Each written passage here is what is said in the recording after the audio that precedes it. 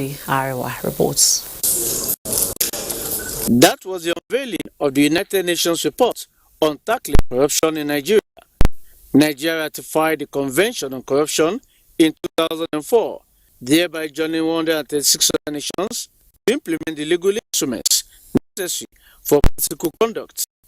Efforts at implementing the SDG Goal 16 of peace, justice, and strong institutions gave birth to this conference. The EFCC and the ICPC gave status reports on the over 1,000 convictions secured so far against corrupt persons, tying the success to the renewed implementation of the National Anti-Corruption Strategy. Nigeria, with a multiplicity of laws and institutions, is making incremental progress in her drive to eliminate incentives for further transfer abroad of stolen assets. The EFCC plays a key role in making national investment more secure. We feel in the National Assembly to escalate this fight against graft. The United Nations Office on Drugs and Crimes wants a witness protection program to be put in place to promote whistleblowing. And in the context of Nigeria's review, the absence of a statute of limitations for corruption offenses has been noted as a good practice. The 2019 United Nations Anti-Corruption Day comes up on the 9th of December. The key message from this conference is for Nigerians to expose corrupt practices wherever they see such, and to ensure that all corrupt persons do not escape the law. In Abuja, Olabode Iowa, NTA News. In a bid to stem the tide of influx of illegal migrants into the country, the Nigerian Immigration Service has flagged off the migrant e-registration program in Benue State. Ben Anya reported that the exercise is against the backdrop of the aspiration of 6 months grace proclaimed period by the federal government. In July this year, President Muhammadu Buhari declared 6-month amnesty to migrants who stayed in Nigeria beyond 90 days without resident permit, which expires on the 11th of January 2020. It is against this backdrop that the Nigerian Immigration Service, Benue State Command, has commenced the e-registration of migrants in Benue State. Representative of the Benue State Governor, Professor Anthony Ijoho, SAN, called on migrants residing in Benue State to use the amnesty window to register, as the database will also give government enough information for planning. It is heartwarming to know that against the background of security challenges witnessed in the country at large, and Benue State in particular, with foreigners involved in government is hopeful that this exercise will go a long way in overcoming the security issues noted. The Nigerian Immigration Service said the Nigerian Immigration Act 2015 and Regulation 2017 requires the service to register all migrants of 18 years and above who intend to reside in Nigeria beyond 90 days. Those who violate the statute are liable upon conviction to pay a fine or go to jail for 3 years or both. In Makudi, Bem Hanya, NTA News. A workshop on simulation and promotion of SMEs in the metal sector has ended in Jos, with participants calling for increased patronage of made in Nigeria products as a way of promoting entrepreneurship and creating jobs. The workshop, organized by the Federal Ministry of Mines and Steel Development, has participants drawn from the states of the North Central Zone. Abba Abubakar Yakubu has the report. Organizers of the workshop recognize the contributions of these groups of artisans in the development of metal sector, job creation, and increase the gross domestic products for more revenue generation. In line with this, the Department of Steel and Non-Ferrous Metal and the Federal Ministry of Mines and Steel Development gather these young men and women to expose them to various ways and strategies they can employ to access series of government plans and funding. We are trying to improve them in terms of productivity, in terms of safety, then how to hire government fund. A whole percentage of those people in the industry do not know what they need to be able to access the facilities that the government has already laid down, not just for metals sector, but for the small-scale, enterprises generally.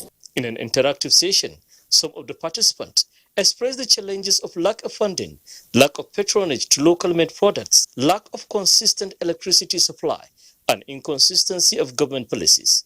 However, they were appreciative of the commitment and efforts from present administration for reaching out to them. The particular workshop that we have come, it will enhance the section of metal fabrications. With this kind of program and with this workshop, I believe that more women will rise up and do what they are supposed to do.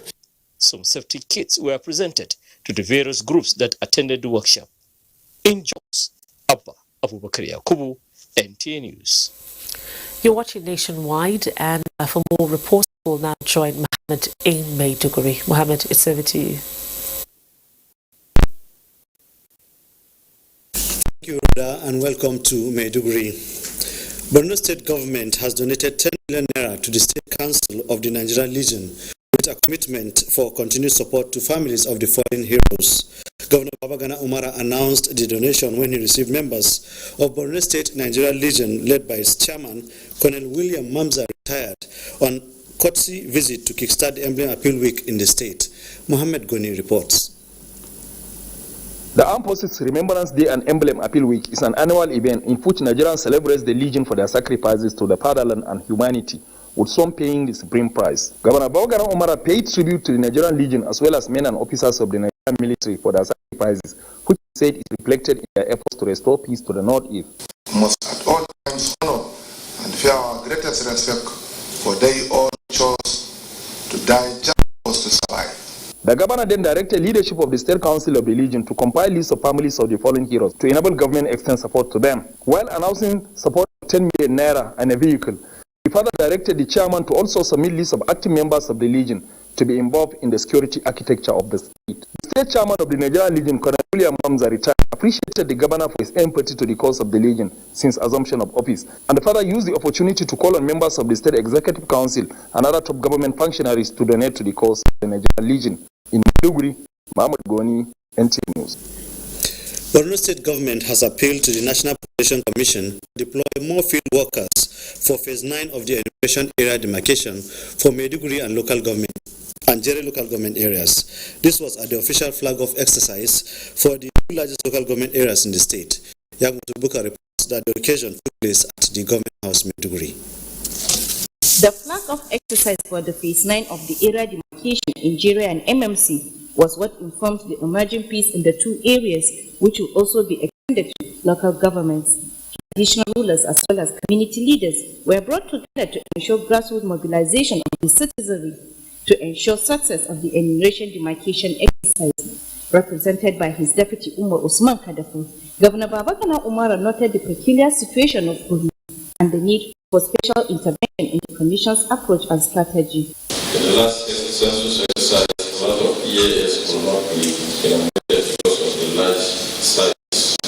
Acting Chairman of National Population Commission, Bimbola Salawuddin, called on stakeholders to support the Commission to see to full realization of the conduct of the next census, stressing that the enumeration area demarcation exercise will not in any way determine the population of any given community.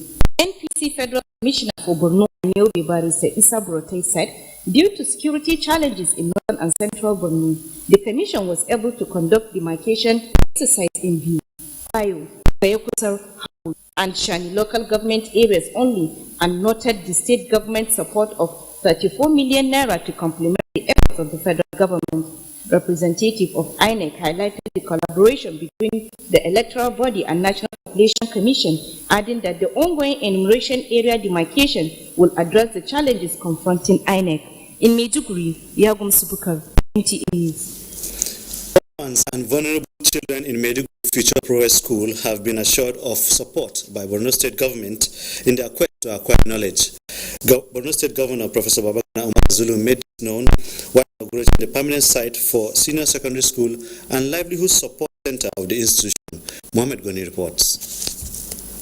Future Progress School was set up by the proprietor in 2007 to educate orphans and vulnerable children at nursery and primary school. The foundation also trained 300 widows on various skills as part of its livelihood support in collaboration with UNHCR. Governor Babagana Umar assured to support the school in its quest to educate the orphans and vulnerable and advise the students to be obedient. Staff of the Ministry of Education will collaborate with the proprietor of the school to determine the need. The proprietor of the school, Barrister Zanna Mustafa, said the foundation does not receive funds from any INGO, adding that those the foundation collaborates with only provided training equipment and pay staff involved in the training. On behalf of other students, Fatima Mohammed and Hadiza Abba appealed to the state government to provide utility vehicle to the school and call on the examination bodies to organize the school as examination center, as the institution has all the needed facilities. In Maiduguri, Mohammed Goni, NTA News.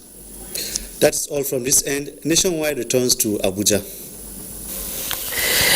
And thank you very much. Jigawa State government has approved the implementation of a new minimum wage of 30,000 naira for workers in the state after 2 months of negotiation with the Joint Public Service Negotiation Council in the state. Mohammed Musa Askira reports that the governor of Badar Abubakar announced this at the signing of the new minimum wage law that the payment will begin from December 2019. Workers in Jigawa State will smile to the bank at the end of this month as Governor Muhammad Badar Abubakar orders the implementation of the new minimum wage after signing the consequential adjustment of the salaries into law. The governor, who described the negotiation process as fair, honest and transparent, taking into cognizance the current economic reality of the nation and the state in particular, urged workers in the state to reciprocate the gesture by being more productive to add value to the government's efforts towards improving the living condition of the people in the state.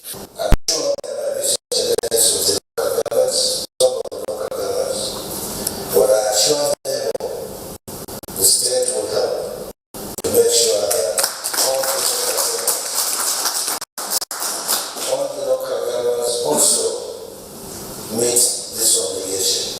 The chairman of Organized Labour Jigawa State Council, Al Hassan, that of the Joint Public Service Negotiation Council in the state, Hassan Awolu, expressed their gratitude to the state governor for approving the implementation of the consequential increment of the 30,000 naira minimum wage. His problem is that when the federal government agreed on 30,000 minimum, he's the first governor that signed the agreement.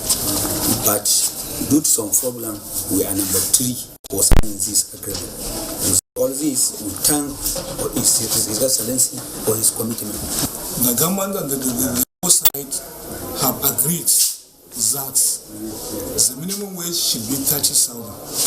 That is the minimum wage from 1 to 6. Then the consequential increase should be made on 7 and above. With this, Jigawa State government became the third in the series of those that signed the implementation of the minimum wage in Nigeria and ordered for its payment with December salaries. From Dutse, Muhammad Musa Askira, NTA News. To the complexities arising from the effect of climate change, technological advancement and other issues confronting the world of work in the continent of Africa, the Presidential Panel, The Future of Work, has agreed to focus on the future with a view to sharing plans to facilitate structural transformation towards achieving job-rich, sustainable and productive growth. This decision was on the sidelines of the ongoing 4th African Regional Meeting of the International Labour Organization holding in Abidjan, Côte d'Ivoire. Emmanuel Ayumiro has details. Since the whole world is confronted with the complexities arising from technological advancement, globalization, and demographic variables, the presidential panel is to make some difficult decisions that will be followed up with deliberate actions to address those challenges which the 13th African Regional Meeting could not overcome. We have to prepare people to navigate the digital transition, the demographic transition, which is lived in Africa in a very different way than it is the rest of the world by virtue of Africa's own demographics. NLC President Ayuba Waba, who represented workers on the panel, was put on the hot spot. Mr. Waba, what might we have to change in terms of our mindset, in terms of the way we do things as Africans, if we're actually going to be having a different conversation at the end of the next decade? It's important that we actually add value to our natural resources, to our agro products, and therefore it will create the necessary jobs we require, and therefore will transform Africa, and therefore we can be at par and we can be competitive in this technological era and in this era of globalization. To keep the hopes and aspirations of the continent and its constituent alive towards the realization of full employment for our citizens, the panel has been challenged to come up with strategies that will make Africa economy take advantage of opportunities that new technologies offer for the overall benefit of all. From Abidjan in Cote d'Ivoire, Emmanuel Ayimiro, NTA News. Thank you very much, Ayimiro. Our next set of stories on Nationwide is from Port Harcourt Network Center, and Dee Barbary is there for us. And welcome to Port Harcourt. Plans are on the way to address the concerns raised on the poor state of Rivers Port. Chairman, House Committee on Port and Harbours, Dati Gabag Mohammed, stated this during an oversight visit to the port terminal. Osinachi Abraham has details. Rivers Port is one of the oldest ports in Nigeria. It is currently facing many challenges. They include collapse of berth 8 and dilapidated facilities, among others. It is in view of addressing these challenges that the committee is visiting Rivers ports and terminals. Chairman of the committee, Dati Garuba Mohammed, expressed federal government's willingness to rehabilitate the ports and resolve all issues militating against ease of doing business. From what I've seen so far, we are not very impressed particularly with the infrastructure. That's why we said they should give us the detailed agreement entered so that we can see who's in default, what has happened over the years, because this concession has been up for almost 12 to 13 years now. Manager, Rivers Ports Complex, Yusa Ibrahim Anji, was pleased with the visit. He urged the committee to use its office to facilitate sustainable development in the ports for increased productivity. Their main stake is to ensure that everything in this country moves smoothly. That they promised, and my management is going to participate in that promise they made that they are going to mediate. In Port Harcourt, Osinachi Abraham, NTA News. The closure of Nigeria's borders has opened more opportunities for local production and processing of frozen chicken deemed healthier for human consumption in Rivers State. The multiplier effects of job creation and wealth generation of this initiative is giving rise to the call by keen watchers for its sustenance.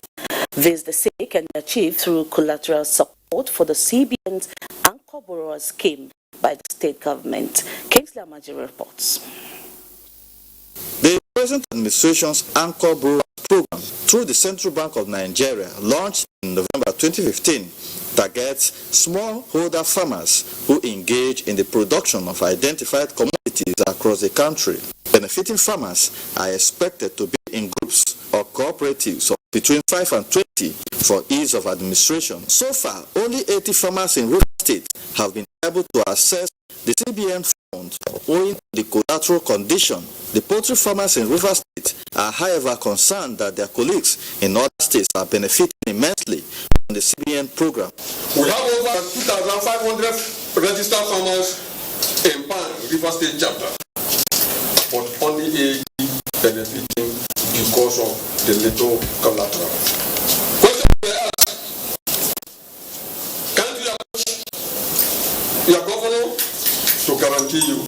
Experts stress that for the federal government Anchor Borrowers Program to make the right impact, the government should sustain a border closure program to encourage local production and patronage. The government should continue to maintain the border closure until we sign a meaningful agreement with our neighbors.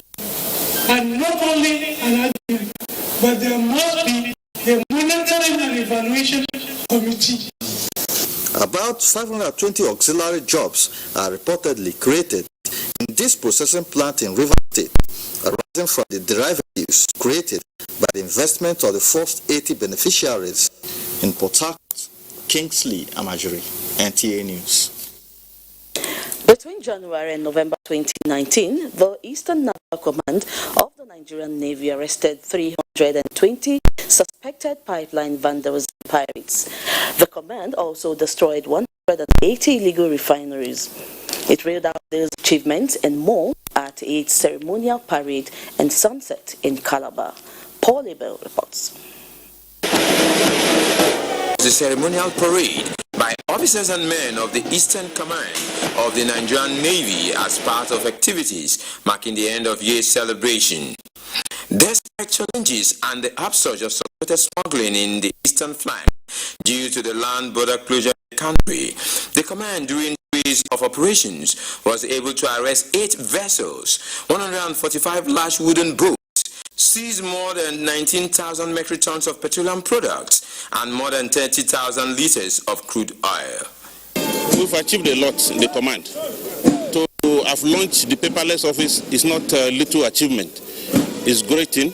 The ceremonial sunset is an age-long tradition and one of the activities commemorating the 63rd anniversary of the Nigerian Navy. The lowering of the ensign and the national flag signifies the end of year for the Nigerian Navy and ushers in a new year. Ceremonial sunset is one of the naval traditions world over, aimed at fostering friendship and esprit de corps. Other achievements captured in the period under review by the command include introducing maritime crime control management systems for crime monitoring and information sharing, as well as providing potable water for host communities as part of its corporate social responsibility. In Calabar, Paul Abel, NTA News. And that does it from Port Harcourt. It's back to Rhoda for the rest of the news. Good evening. Thank you very much. African First Ladies were celebrated at the ongoing International Conference on AIDS and STIs taking place in Kigali, Rwanda. This followed their various efforts and interventions at eradicating mother-to-child transmission of HIV and AIDS on the continent through Free to Shine campaign initiated by African First Ladies in 2018. Basi Itaiban reports. An opportunity to reflect on the national, regional, and global leadership role of the First Ladies and interventions in their countries, especially on the health needs of the people.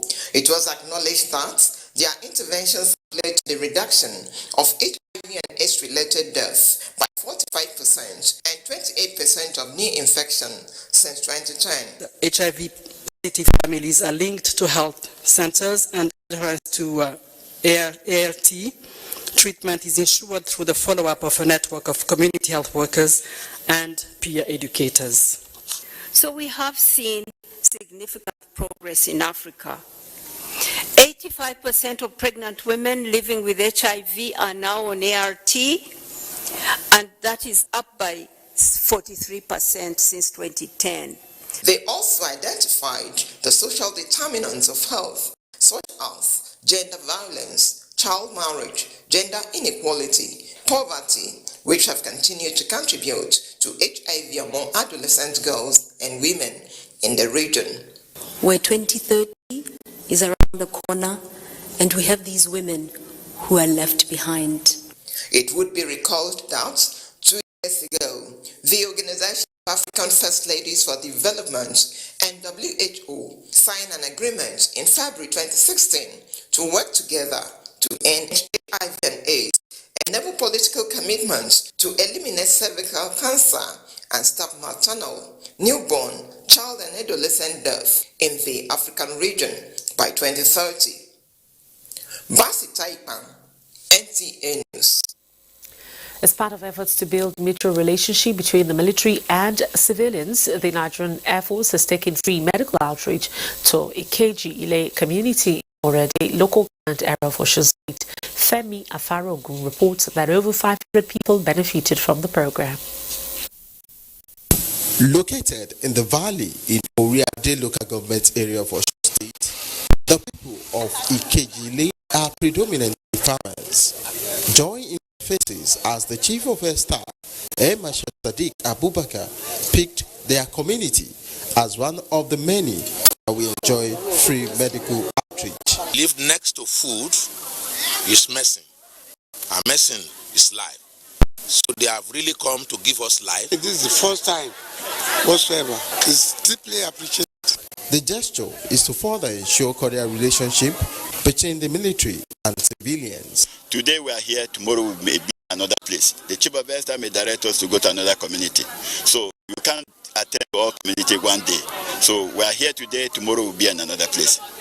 So I can assure you that the plan to attend to virtually everybody based on the Nigerian Air Force capacity is there. This will also further enhance our community or relation with the host community. Mosquito nets were also given to pregnant women and nursing mothers in the community. From Ikejile in Osun State, Femi Afariogun, NTA News. Now for more reports, we'll join Bright, who's in our Enugu Network Center. Bright, it's over to you. Thank you, Rhoda, and welcome to Enugu. Medical tourism and brain drain currently posing a serious threat to healthcare delivery in Nigeria will be a thing of the past if health workers are given the necessary attention by government at all levels. This was the consensus of speakers at the annual National Scientific Conference, Nigerian Nurses and Midwives Federal Health Institutions Sector, held in Owerri, the Imo State capital. Kingsley Ononiwu reports. Annual conference provided nurses, midwives, and other stakeholders across the country the opportunity of cross-fertilizing ideas on how to improve healthcare delivery in Nigeria. It is our belief, and it is our understanding, it's our own contribution towards complementing government efforts in its drive at the achievement of sustainable development goals for the citizens of this country. The Secretary to the Imo State Government, Uche Onyagocha, advocated the creation of nursing practitioners in Nigeria as obtainable in America in order to solve the problem of scarcity of medical doctors in the country. We must do everything possible to reduce the excess problem and challenge of quacks in the nursing industry. Other speakers, including Imo State Commissioner for Health and the event's keynote speaker, say human life is not replaceable and enjoin Nigerian nurses and midwives to intensify efforts towards putting an end to avoidable deaths. Patients' comfort depends much on the healthcare workers, and can only be achieved when there is harmony. The theme of this year's conference is collaboration for effective healthcare delivery in Nigeria. Nurses, a voice to lead in Owerri. Kingsley Ononiwu, NTA News. Imo State University has benefited from the intervention of the Tertiary Education Trust Fund, TED Fund, with the construction of the institution's Senate building, among other facilities. The Executive Secretary, TED Fund, Professor Suleiman Bogoro, who inaugurated the projects, assured management of the institution that federal government remains committed to advancement of the education sector. Rina Ohiri has details.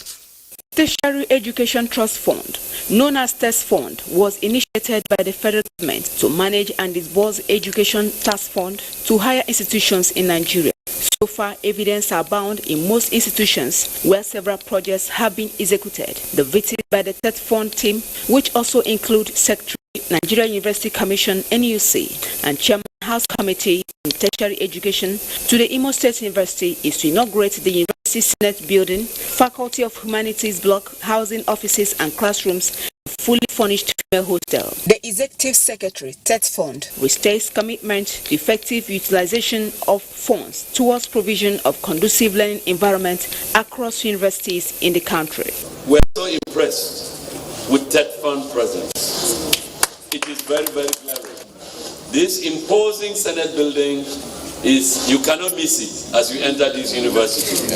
I'm very happy to be associated with it. The Vice Chancellor, Imo State University, Professor Obi Obasi, appreciates the federal government and TED Fund for the intervention, which has given the institution a first lift. Yes, it's a fact. The university didn't have hostels before now. Today, you can see my students in the other hostel. Representative of the Imo State Governor and the State Commissioner for Education, Professor Viola Onwulere, expressed satisfaction with the quality of job done and urged TED Fund to keep up the good work. In Owerri, Rina Ohiri, NTA News. Time now to take another message. It's on that note, we close shop on Nationwide today. We thank you for watching. On behalf of myself and the crew, we say do have a lovely, lovely evening.